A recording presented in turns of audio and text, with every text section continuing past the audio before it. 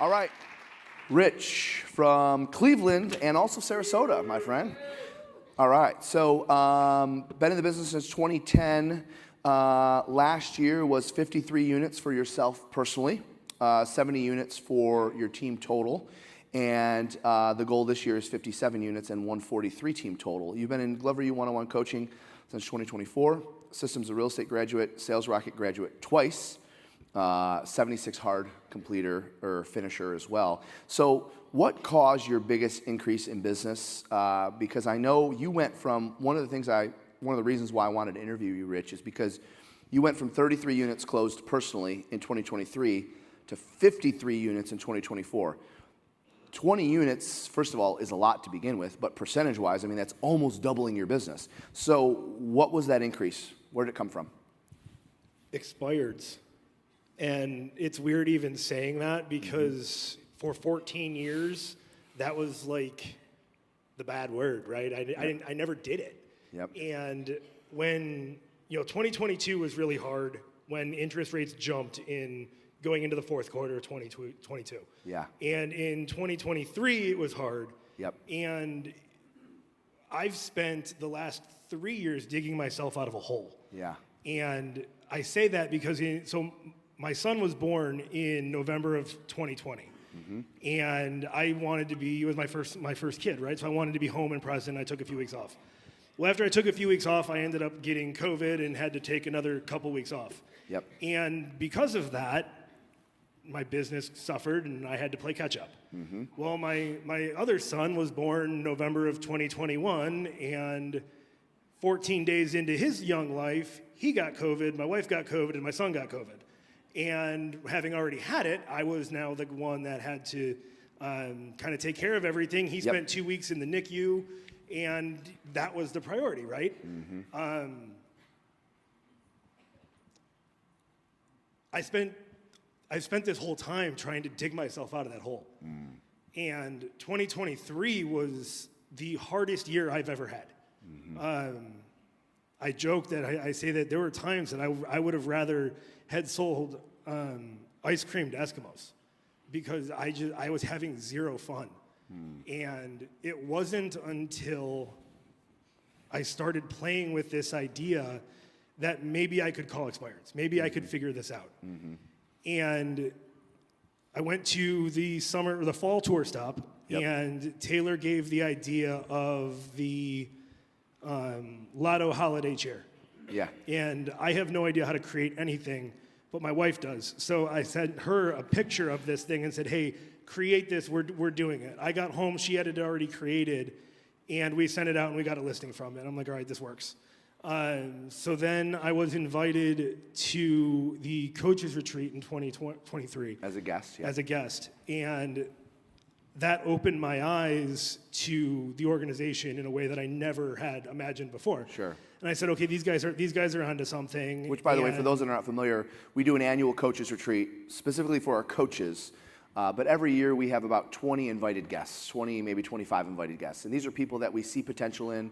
These are people that we see, potentially as future future coaches, future leaders in the industry. And we kind of, we let them take a peek under the hood and see, how we train our coaches. And we have, great experiences while doing that. So for those that were wondering what that is, it's not a public event. It's not something you can buy a ticket to. You have to be invited to it. Yeah, so I'm sitting there and I'm driving from Detroit to Cleveland, so it's about 2.5 hours. And I'm sitting there and I'm like, this is legit. Like this is where I'm going. And it was New Year's Day 2024, and my kids are playing. My wife and I are sitting on the couch drinking coffee, and I said, you know what, screw this. I go, babe, I'm going down in the basement. I'm gonna call expireds today. She goes, you've never done that. I go, I know. Just leave me alone. I'm gonna Don't talk me out of it. I might change my mind. And as I'm going down the stairs, I might have tried to. I set a $500,000 listing appointment for 2 hours later. I'm in my pajamas, drinking my coffee, so I'm like, okay, gotta go run, take a shower.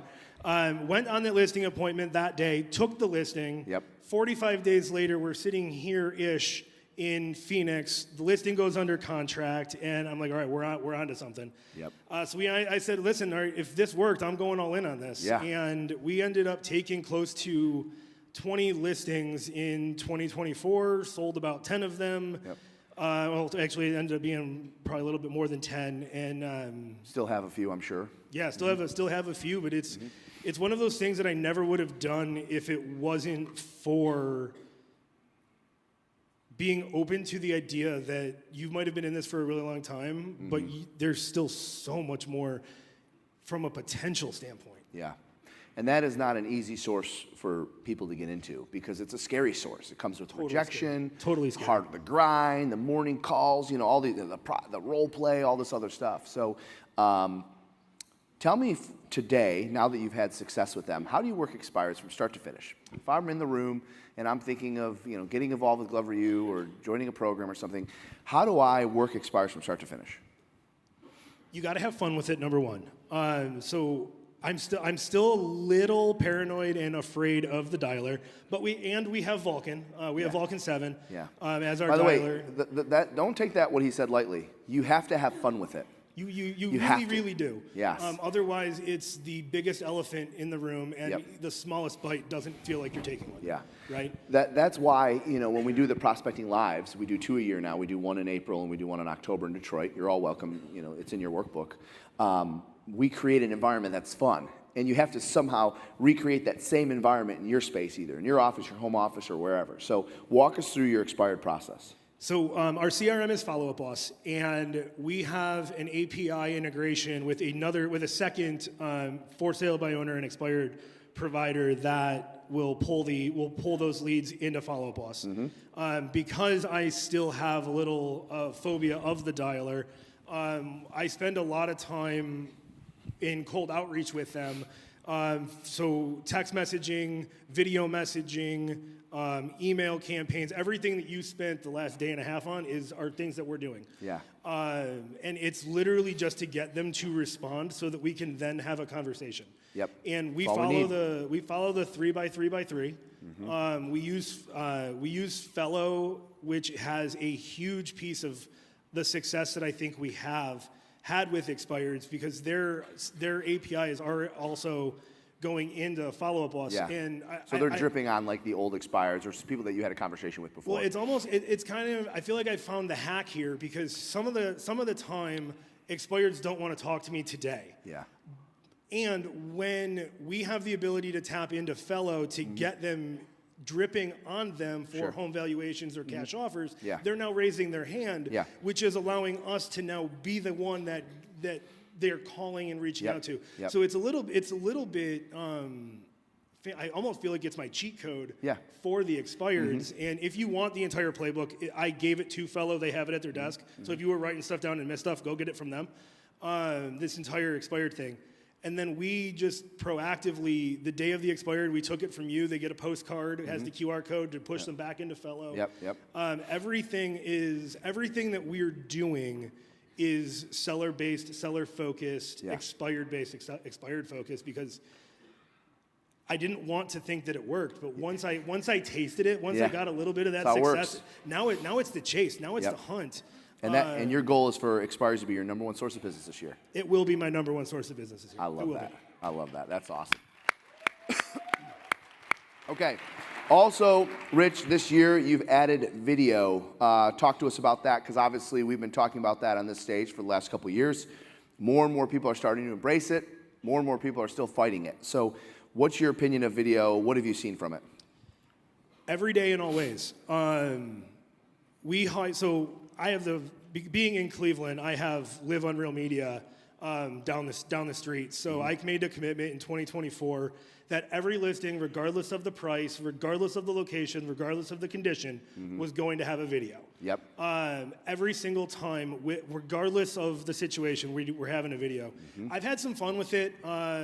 You've seen the guy on Instagram, the dude with a sign. Like I've created those. Adam has been crazy enough to put me in a bathtub, waving to the camera. Everything that's going to promote me as the guy, but also promote the property, and it goes hand in hand. Outside of the listing promotion, every single time a client asks us a question, Jeff, Whether it's where do I deposit my earnest money, when is signing, to why do I need a home inspection? We've created a library now where we get the question, I create the video, it's there, we now send it. Yeah. It's been super, super powerful. I'm never gonna be as funny as some of the people in the room because I'm not creative enough like that. And yet, the power that the video has, especially like with the people with like the not mets, the people that you're trying to get in front of you, when you're able to run a YouTube in-stream ad where, and it's the YouTube in-stream ad is that 3-second, or that ad that runs before the video that you get mad at, that you can't click skip for until 3 seconds. I run those, and I don't follow Alana's copywriting formula because the goal of it is for them to hit skip. So it is, you know, hey Cleveland, Rich Ganim here, or hey Sarasota, Rich Ganim here, whatever that ad is, because I want that name recognition. So when they see the video, they're associating it with me because we're going to Geo Farm and we're going to do all of those things. So it's an all-encompassing. And just so we're clear, Rich, the copywriting formula that we taught is for short form videos. For YouTube videos, it's different. It's a different formula for that. But what she was teaching was for like for reels and stories and so forth. Yeah. So you're all in on video, and I'm what are you all seeing in. from it? People notice, and they're watching, and they might not be commenting, they might not be sharing, but they're watching it. Our watch time is increasing with each video that we're doing, and it allows for a cold outreach from somebody that says, hey, I'm thinking about buying a house, I'm thinking about selling a house, can we talk? So it's given legs to a system that initially was like, I'm just gonna try this and see if it works, right? And just kind of like the expires thing, like I'm gonna try this, and if it works, I'm gonna keep going. Yeah. And now that it works, like I can't imagine not having it in the business because of the opportunities that it's created. And listen, like I'm shooting most of this stuff with my iPhone in my basement office with terrible lighting. But what's cool about that is it's no different than you sending a video of your kids to somebody that because your kids just did something cute, right? It's real, it's authentic, and they feel like it's in the moment, even though it's been pre-recorded, and it's being sent that way. You mentioned to me, last question I have for you, when I asked you the question, how have we impacted you? What have we done, or what can you share that is something that they can do with what we've taught you? And the word that you mentioned was alignment. So I'm assuming those go hand in hand. So tell me what you mean by that. Before I found GloverU, I was 150% out of alignment. Before I went all in on coaching with Kate, before I went all in on any of this, I was totally out of alignment, personally, professionally. And again, I was almost out of the business. I was the heaviest I've ever been. I was the most miserable I've ever been. I had no fun. I had no joy. I don't even think my wife liked being around me at times because I brought everything home with me. And last year at retreat, if you guys were here, Justin Ford gave everybody a rubber band, talking about going all in. And I made a commitment to myself to go all in on my health, all in on my business, and then all in on my family. And I have these 3 things on my wrist because there are times when my life is completely out of whack, and yet the alignment piece is so important to me that I'm home with my kids, that I'm present with my kids. Guys, this is the only reason I'm doing this. If I was good at something else, there might have been a time when I went and did it, right?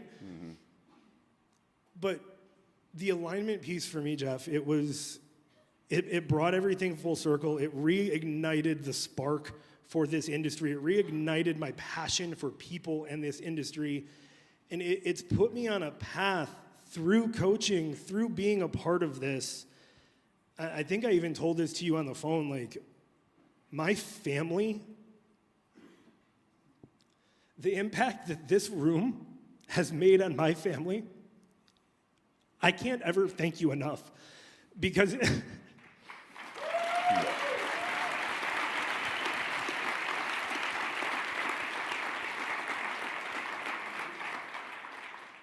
I took my kids to Disney for the first. My kids are 4 and 3.